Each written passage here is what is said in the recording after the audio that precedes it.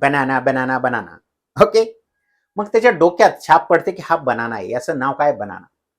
ज्यावेळेस तो स्कूलमध्ये जातो आणि ज्यावेळेस त्याची शाई संपते पेनाची आणि तो विचारतो, do anybody has a banana I can use.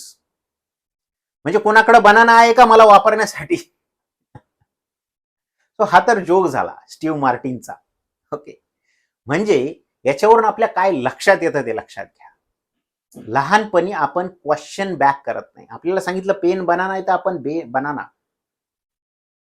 बघा, अशा भरपूर गोष्टी आहेत आजही आपल्याला इनपुट केला जातात. आपल्या मनावर जसं हे बनाना आहे तसं भरपूर चुकीच्या गोष्टी इम्प्रिंट केल्या जातात. पुढे बघू आता कोण कोण इन्फ्लुएन्सर आहेत, कोण आपल्या मनावर ह्या चुकी